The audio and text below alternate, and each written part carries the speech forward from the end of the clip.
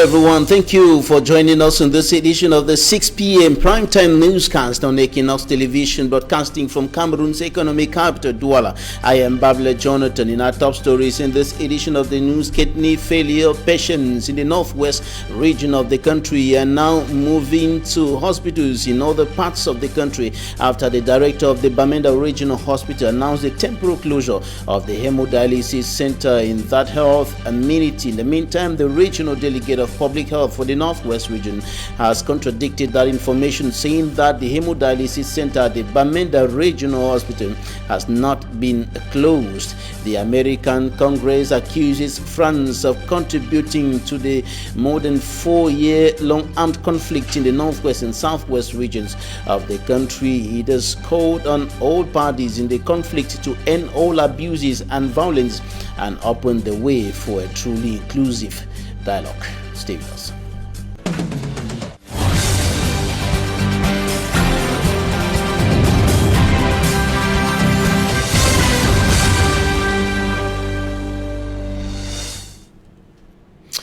Ghost towns imposed by pro-independence fighters in the northwest and southwest regions of the Republic of Cameroon remains a difficult, not just too difficult, for administrative and municipal authorities to crack. Municipal authorities in some parts of the two English-speaking regions of the country have waged a war against Operation Ghost Town, but the ghost continues running through the streets of major towns of the northwest and southwest regions of the country, and even in the remote parts of the country, Ghost Town is still being respected on Mondays. Today, the town of Bamenda was ghosted, even though the city mayor had announced that 2020 should have died with the Ghost Town phenomenon.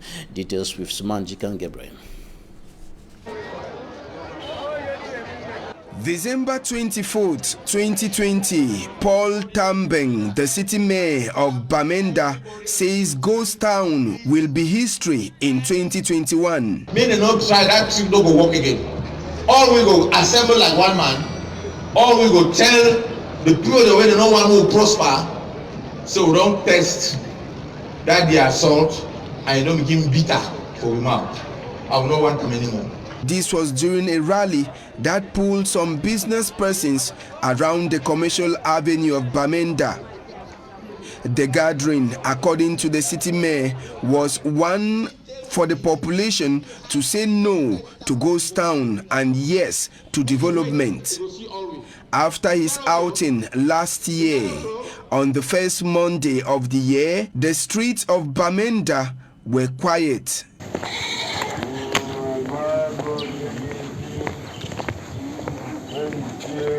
Business places locked. No taxis on the street, and Bamenda remains dead just like any other Monday of 2020. On a school-going day in the national territory, sources in Bamenda told us that lectures were timid in most educational establishments in the town of the Northwest region. And the ghost town phenomenon equally imposed itself on the town of Buea, southwest regional capital today. Information streaming into our studios from the southwest region indicates that streets were deserted in areas including miles 17, 14, and 16, and equally the Munya neighborhood of the town of Buea. The people stayed indoors for fear of the unknown within the context of the 4-year-long armed conflict sweeping across the northwest and southwest regions of the country.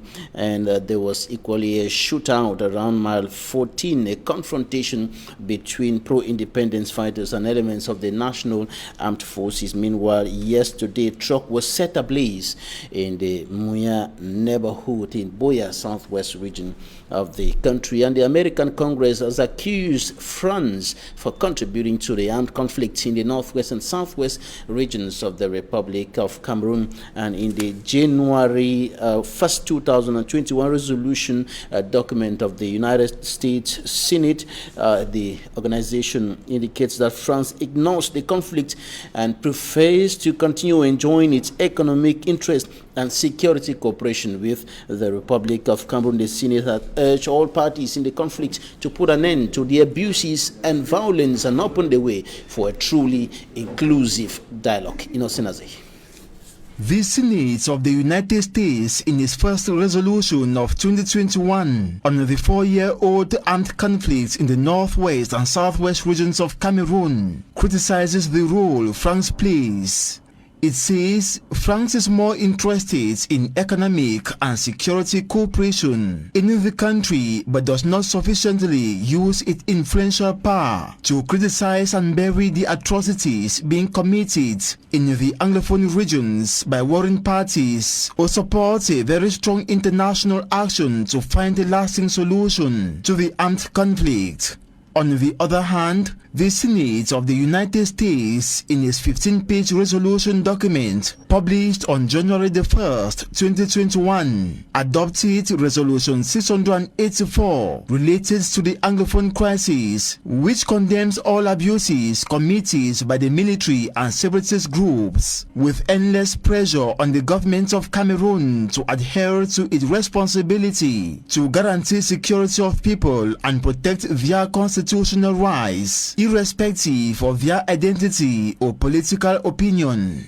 In the same resolution, the U.S. Senate urges all belligerents of the conflict, the government of Cameroon, U.S. offices in charge of external relations, to take specific and stringent measures to resolve what it terms ongoing civil war in Cameroon.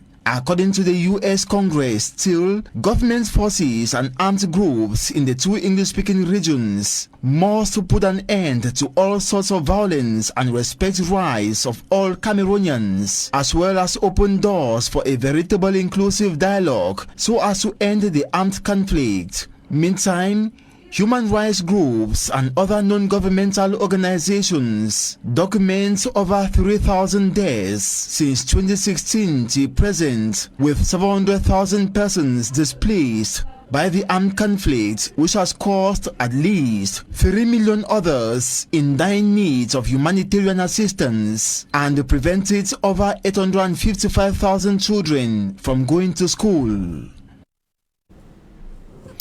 And over the weekend, religious authorities from different backgrounds converged on the Moliko Stadium in Boya to press for peace, not only in the northwest and southwest regions of the country, but across the Republic. And during that meeting in Boya, the moderator of the Presbyterian Church in Cameroon said the killings of Anglophone Cameroonians can be likened to that of the transatlantic slave trade. The moderator of the Presbyterian Church in Cameroon was speaking during that ceremony in Moliko, and he called for all persons to put hands on deck for a return to peace and normalcy in the northwest and southwest regions of the country. The religious authorities were in Moliko within the framework of efforts to restore peace across Cameroon.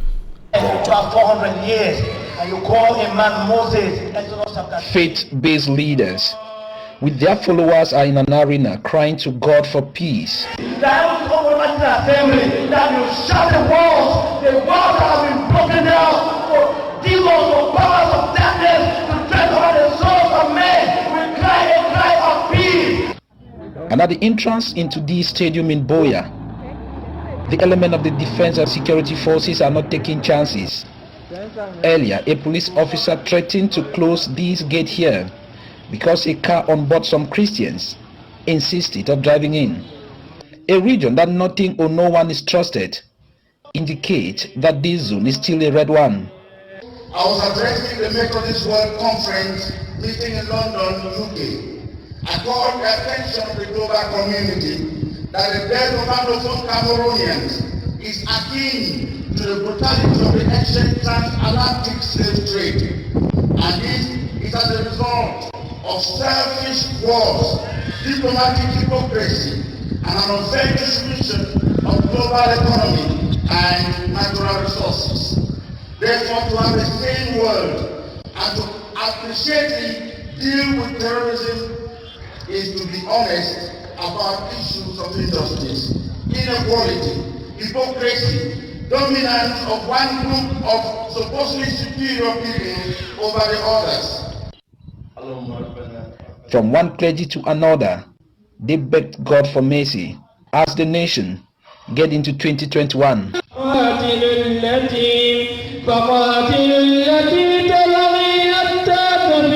Looking within, a call for sincerity came forth. When pastors need to gossip other pastors, when broken men of God begin to fight against one another, when they cannot sit on the same table and eat, and they stand and say peace, that peace is fair. These religious leaders, while praying to God, reminded all that one day each and everyone, including those fighting to protect or to take this or that territory, either for personal or general interest, will become weak by nature and subsequently answer the call of nature, which is death, and everything will be left behind. So why killing each other? These faith-based religious leaders said peace is all that Cameroon needs, and God is the giver of peace. Thus, from the highest office of the land to the bushes, everyone should call on God for peace. In peace, He is glorious.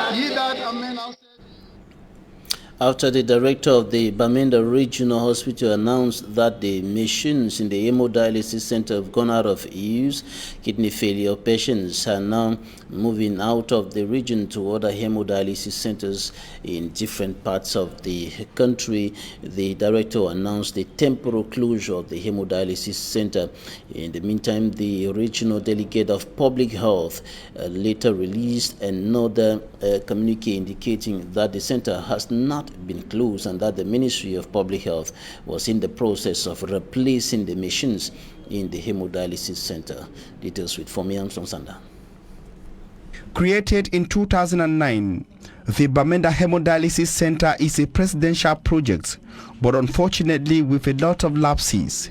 Neglected and plagued with successive problems over the years, the lone hemodialysis center in the entire Northwest region has never been given a resident technician over 12 years of its existence.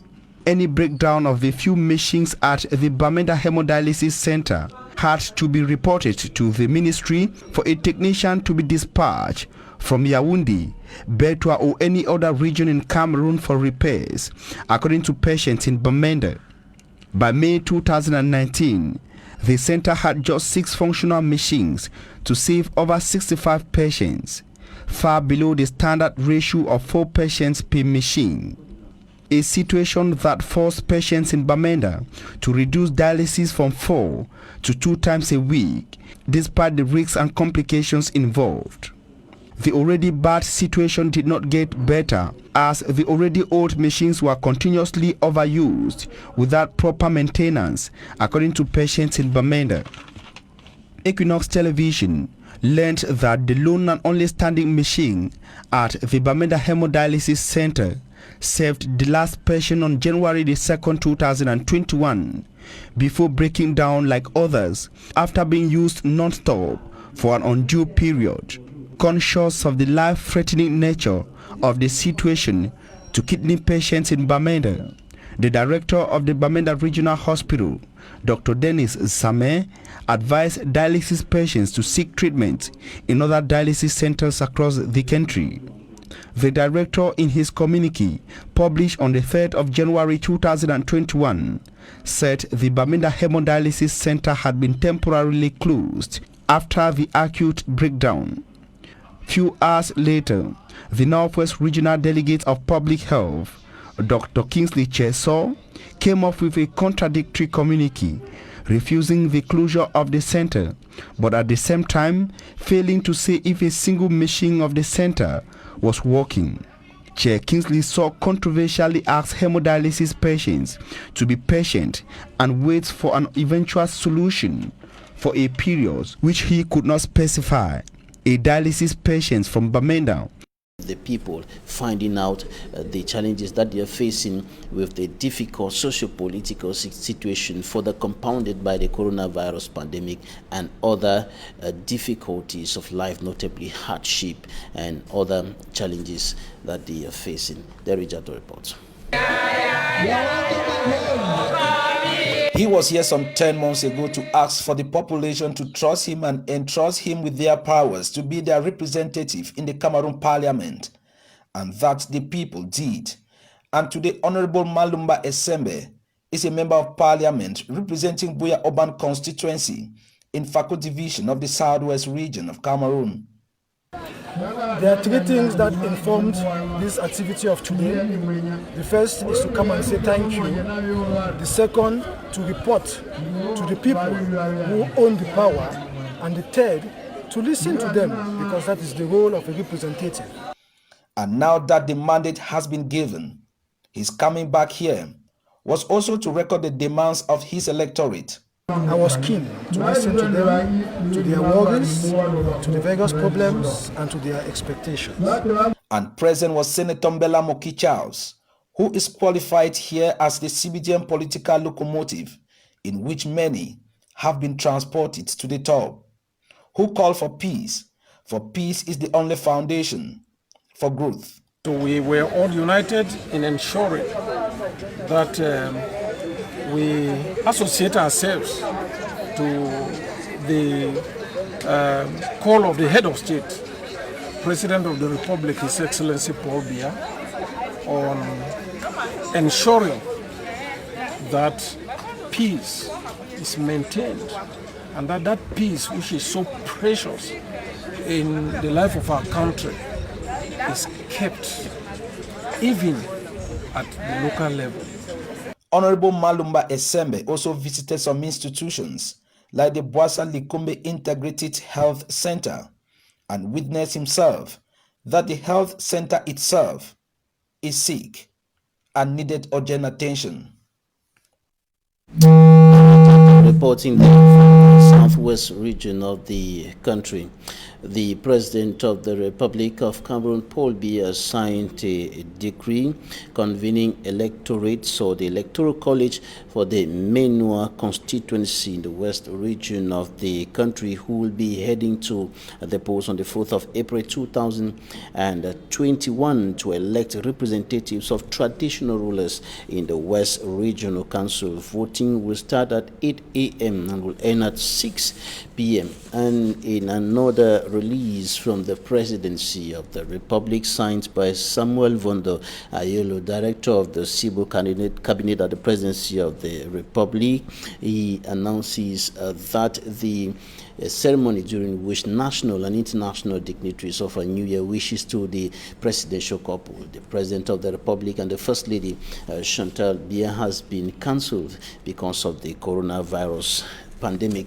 And in schools, officials are struggling to see that children are saved from the coronavirus pandemic, and as observed by the head of state in his traditional end-of-year message to the nation, the anti-coronavirus measures are no longer being respected even in schools. And today is the one of second term of the 2020 and 2021 academic year. Immaculate Fogue now takes us to some schools in the Littoral region. Her report.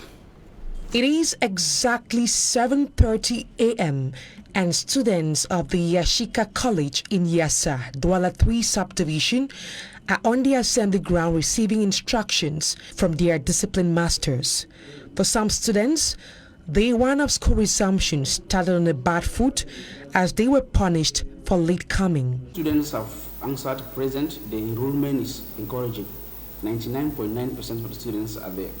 So we are very impressed. We are very much happy about that. The only issues that we have that we've noticed is that most of the students came late.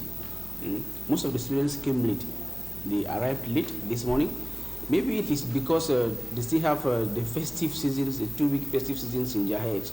So they sleep and forget that today is school resumption. Students who came to school looking unkempt, that is, not respecting official hairdressing code, were sent back home. some students have arrived with shaggy and bushy hair with the uniforms unkempt. And we've asked them to go back, we've sent them back home to go and keep their hair and uniforms kempt before coming back. That is so for some cases of indiscipline that we've witnessed. Teachers have expressed the need for parents to follow up their children when they are at home so as to ease the learning and teaching process. Parents don't buy didactic materials for their children. It makes learning difficult, meaning that there is no follow-up. Apart from didactic materials, there is no parental follow-up at home. So parents, they give us their children, then they abandon them to us. At Government High School Manjo in Lum, Mungo Division of the Littoral region, the respect of COVID-19 measures is obligatory. Anyone entering into the campus must be wearing a face mask and their temperatures checked at the gate. While on campus, washing hands with water and soap is obligatory. A good number of students were sent back home because they came late. Our last stop was at Government Technical High School in Lum. Here, cases of indiscipline as well as the non-conformity of COVID-19 measures were registered, causing many students to be sent back home. Some students say they are aware of the work that awaits them and that they are ready to put in effort. I was not satisfied with my first term results. Today, our principal has asked us to get to work.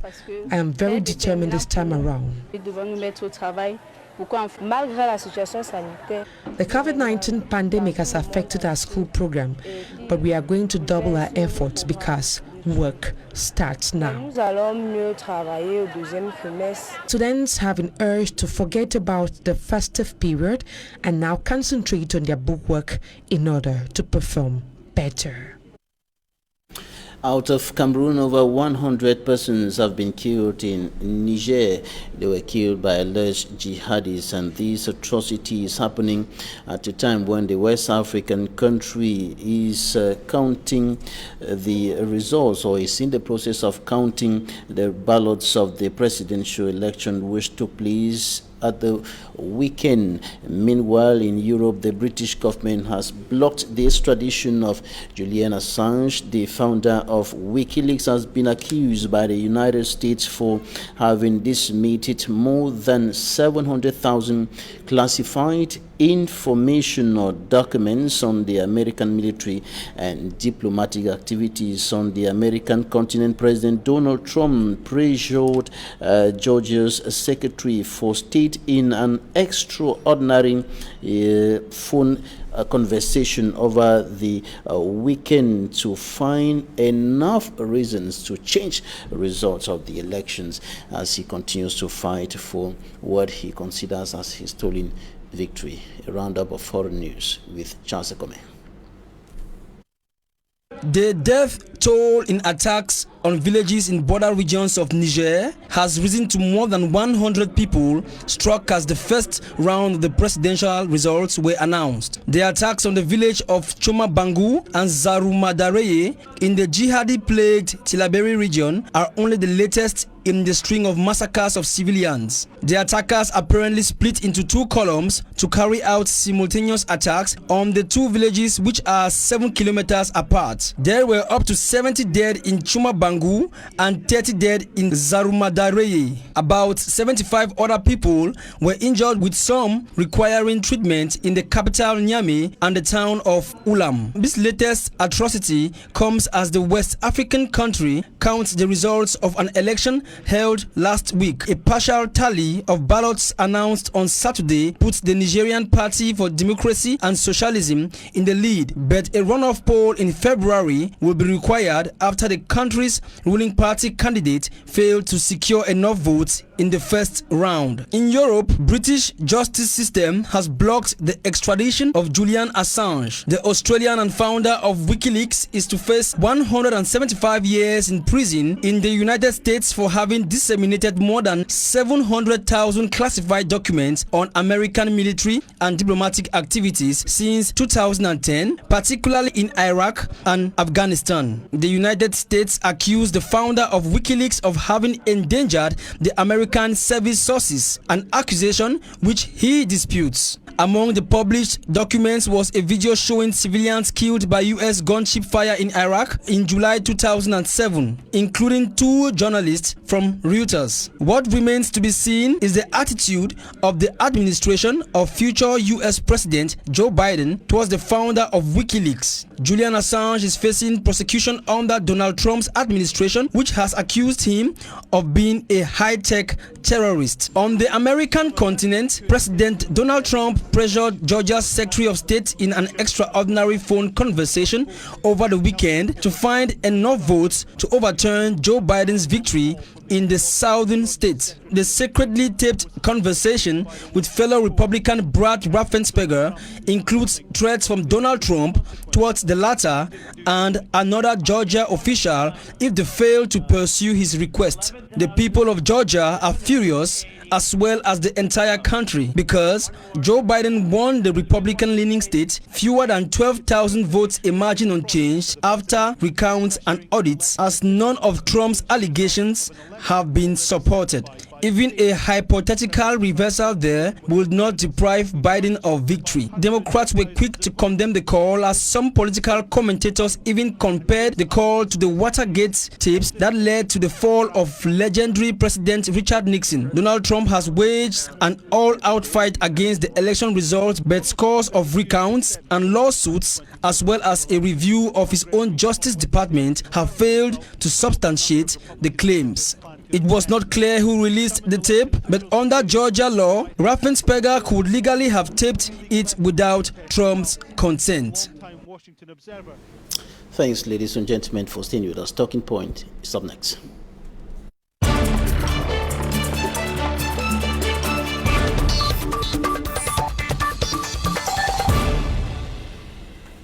Thank you for staying with us in Talking Points. Today we are receiving Honorable Ngala Gerard. He is the Member of Parliament for Dongamantum Centre constituency. Honorable, thank you for joining us today. Thank you, Babila. Thanks for having me, and Happy New Year to you. Same to you. And I want us to start with this problem in the northwest region of the country. Kidney failure patients are in trouble. They're moving out of the region, some heading to Yaoundé, some thinking of going to Betua and other parts of the country, Douala and so on, to seek for medical attention, because the director of the Bamenda Regional Hospital announced the temporary closure of the hemodialysis center on grounds that the machines have gone out of use. Well, thank you very much. Myself, I saw the communique from the director, and we were a bit worried because it is not up to a month that the MPs for the Northwest went to the Minister of Public Health and told him about this problem, that we were very concerned with the health of our fellow compatriots from the Northwest regarding the hemodialysis machines that were there. And we complained to the Minister and told him that this was a problem that is facing the Northwest at the regional hospital, and it should be looked at. Well, regarding patients leaving the hospital, I will assume that some of those machines were not functioning, as that has been the case before, and maybe they were still waiting to repair them. But at the same time, it was a call for concern, and it was important that the minister look into that problem and make sure that the issue of the machine is solved, because we don't want to lose loved ones because of hemodialysis machine. So we also saw the communique, and I think in the days ahead, the MPs again will go to the minister and ask what was the outcome of our meeting. We thought that by now some of those machines will have been purchased, some of them repaired, so that at least the people of the Northwest could benefit from the new machines on the hemodialysis center.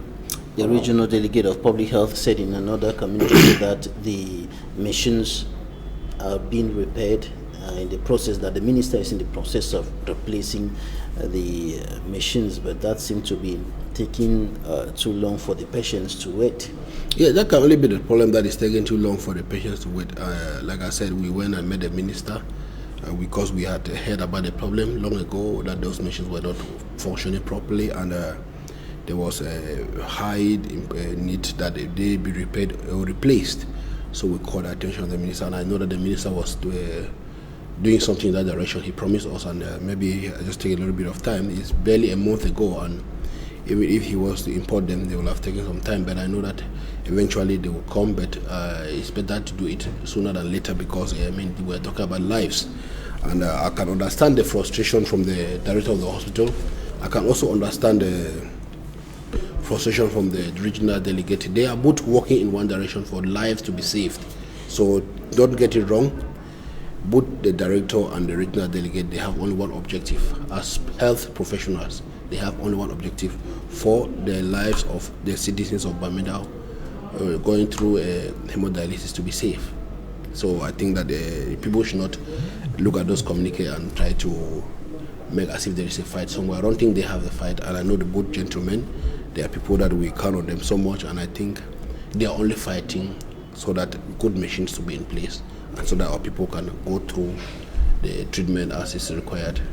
They have one objective: the lives of the people. Yes. And the problem came at the level of the center has been closed. The center has not been closed. So it raised some kind of concerns as to who is saying the truth. Well, saying the center has been closed, like I said, the machines may have gotten bad, and while the regional delegate, who is the authority in the Northwest, is trying to arrange the machines, the doctor at the hospital may not have any functioning machine at that time and may deem it that, oh, nothing is functioning. But while the delegate is trying to fight and get the machines repaired or get some new ones coming. So those are some of the things, the words that can just mix up the understanding. But I believe that, like I said, they are both gentlemen, and I know that they are working for one goal: to make sure that lives are saved. So it should, however, be precise that the director said it was a temporary closure, not that is it. Permanent closure. It was not a permanent closure. Like I'm saying, that may have been that some of those machines were bad, and they were waiting for some. Like the delegate would have been running to Yaoundé trying to see how some of those machines could be replaced. Some of them could be fixed, and all that. It was not like something was. It was not permanent. But you know, when people find any loophole where they can criticize and say things left and right without looking about the professionalism in the issue. What are the aims of those two judges? What are the communicators talking about? It's just about saving life. If the director is saying that patients have moved from this to this center, it's because he want to assure loved ones that your patients are no more here. They are in this center because our machines are not functioning. It's not like he's causing panic or anything. 4th January 2019 to 4th January 2020. That's exactly 2 years. The current Prime Minister, the 9th, has been in office, and he came in the heart of the Anglophone crisis.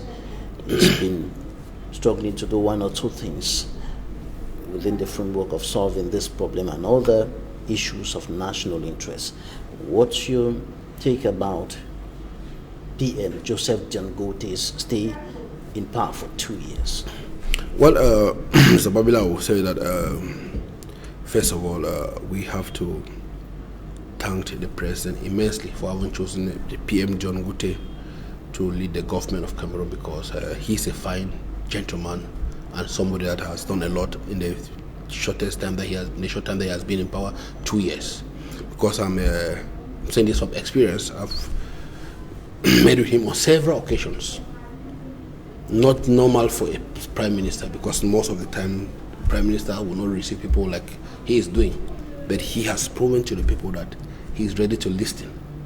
Like I said, I'm talking from experience. I've met a prime minister maybe more than 25 times in less than 2 years. That's unprecedented, because he wanted to listen, to know where it is right and where it is wrong, so that he can know what to do. So the only thing I can say is that the president did a wonderful thing with the choice of PM John Gute at the helm of the government. From the time he took over office after his appointment on the 3rd of January 2019, and he took over office on the 4th, right up to today, 4th January 2021, what is the most remarkable thing that he has done? Well, you would realize that if you want to talk about the most remarkable thing, you have to go to the ground national dialogue, the major national dialogue, because everything that has been happening now in the country as a fruit of the major national dialogue. So you have to go to the major dialogue that he personally chaired and came out with resolutions that are being implemented today. Or what is happening, the major national dialogue came barely some few months when he was in office, when he took over office. So you now see that the fruit of the major national dialogue are the things that are taking the country forward, finalizing the democracy of this country, finalizing the decentralization process of this country. They are all emerging. They all emerged from the major national dialogue, and it was being chaired by him. It was piloted by him, and we are now seeing the fruit. So even though government critics think that the major national dialogue and all what is being implemented now, the new decentralization code, is not solving any problem. Government, they should in any democracy. There are always very many people that will criticize the government, as well as people that know what the government is doing. Even you see in America today, you see Donald Trump is complaining about votes that have been stolen. People are saying that votes have not been stolen. That's democracy. In every democracy, you don't expect what the Prime Minister has done to be appreciated by everybody. But people know deep in them that the situation has changed. He has done a lot of things, and we are seeing them. It's evident. We now have the regional house put in place. Let me tell you something, Babila. Immediately we left the national dialogue. 3 months after the national dialogue, people were complaining, where is the special status? But they didn't know that we had to have regional councillors put in place before the regional status could be put in place. They didn't know about all this, but they were criticizing. So it is normal.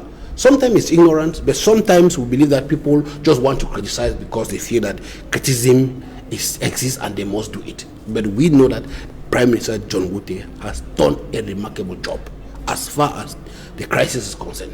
One of the main objective that was at stake while the president appointed John Wote was to make sure that the country moved forward in a peaceful manner, and to make sure that the crisis in the Northwest and Southwest was, it reduced so that peace could eventually reign.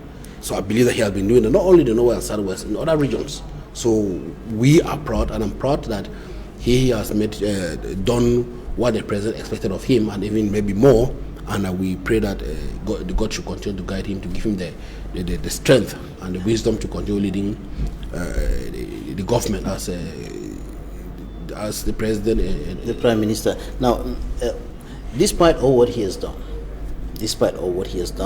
and all what is happening, all what's been done on the ground, like the president himself indicated in his end-of-year address to the nation, an atmosphere of terror is still reigning in those two regions. There is still violence, there is still killing, there is still destruction of properties going on. And one of the things that has continued resisting even the efforts of municipal authorities is the ghost town phenomenon.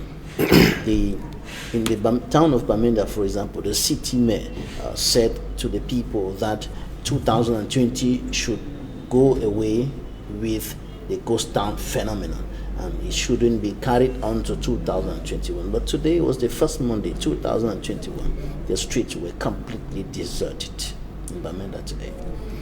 Yes, Babila, you should know that the president is talking about the two regions still in the state of terror, but he was very precise. Terror being instilled on the population by the sons and daughters of that population of that area.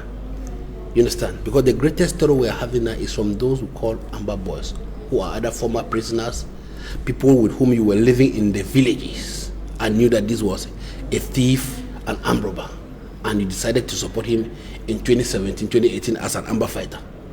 And now that the people in the diaspora could no more afford money to send to them on the ground, they started kidnapping the very people that were supporting them in 2018.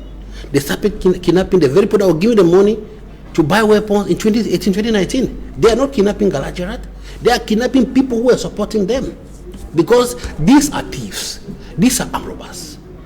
They are not fighting for any genuine cause for the Angkong people. And a thief remains a thief. Because whatever you do, he will come back. Anytime that he's hungry, he will come back to kidnap you.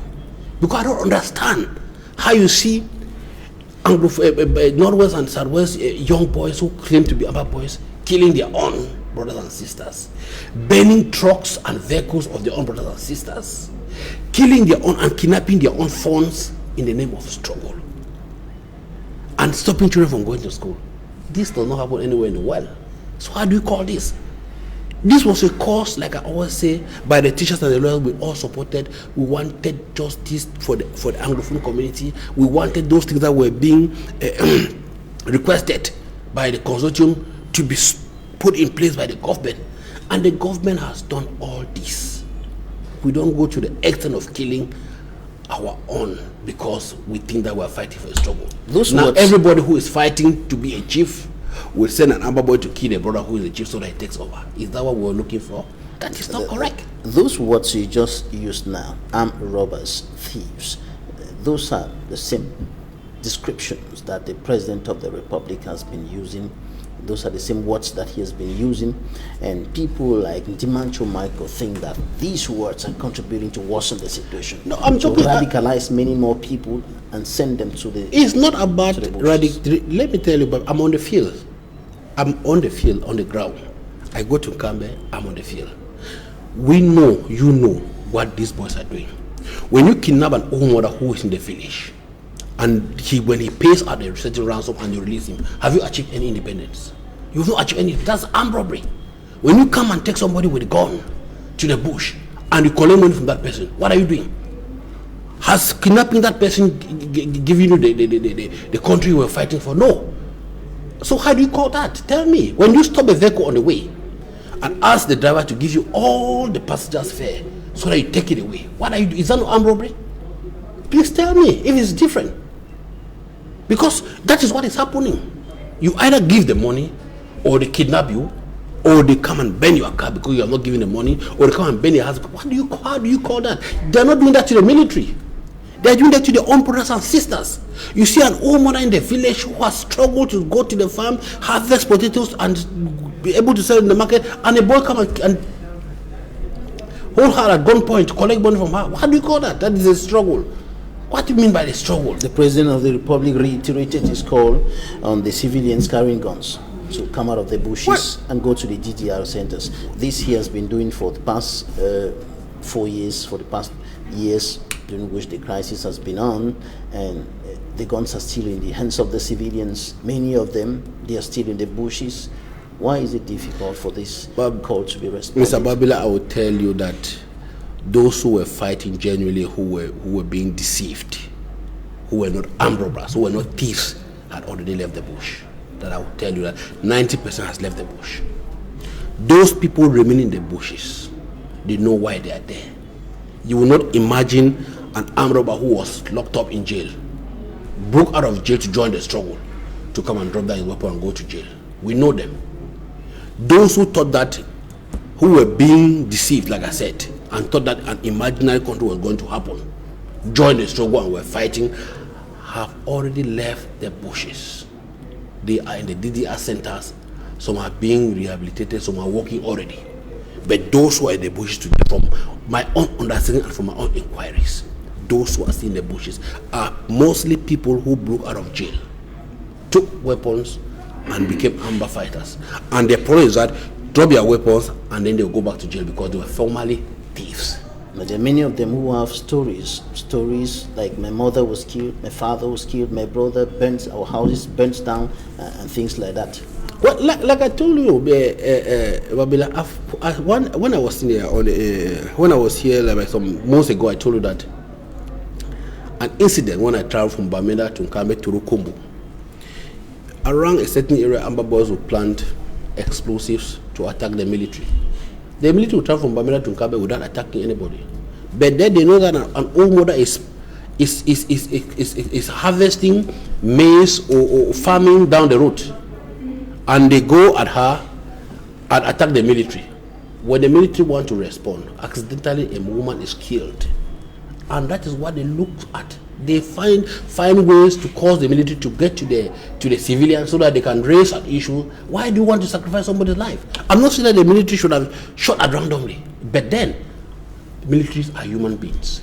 You cannot just face them with guns and they sit and look at you because they are afraid that they will shoot and will get at an innocent person. They don't know that person is there. The cause is always the Amber Boys because they try to attack the military first. They should drop their weapons. Nobody is going to get killed. Come to the DDR centers, get rehabilitated, and then we'll look our problems, sit down together on the table, look for a solution to move forward. The guns will never bring us any solution. We've had dialogue, the major national dialogue. If there are other pending issues, come, let's sit down on board and look at ways to move the country forward. The regional election has been put in place. The special situation is going to be implemented. Let's look at how we are going to push this forward and get our country moving. We cannot get this. Let me tell you something.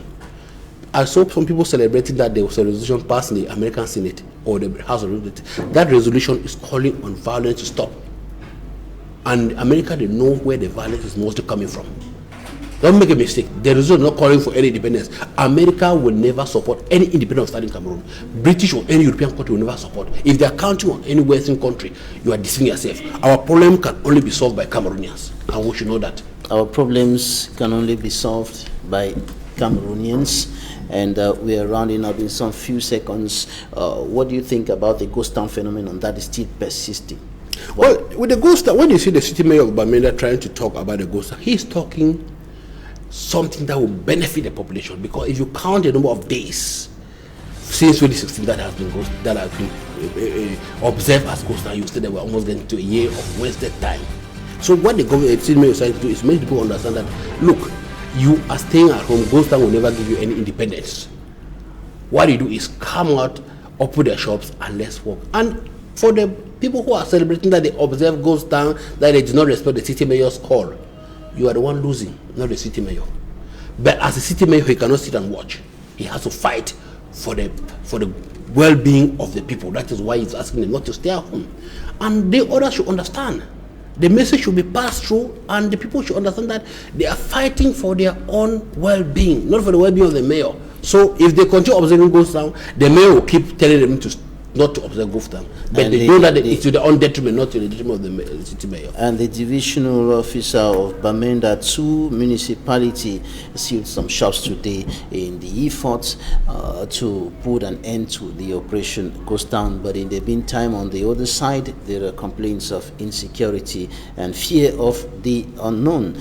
And these are some of the reasons, and some of the people are simply indicating that if they were to open their shops, what will happen next? Fire can be the next thing that will happen to them. Their hands can be chopped off. By who? By who? By Amber fighters, right? By Amber boys claim to be fighting for them. Because you open your shop, they come and cut off your hands. That is what your own brother will do to you because you open your shop. And it goes down for the past 3 years. What has it done to the people? Apart from on two sufferings. You just heard it yourself. They are afraid that if they open their shop, their brothers will come and kill them. Their brothers. Not necessarily their brothers. They gun battle sometimes. No, don't mix. Don't mix. Like today, there was a gun battle on May 14. I agree. It happens. It happens. But you know very well that when they lock their shop, if they open their shops, the Amber boys will kill them. Don't mix it. It's not by the military.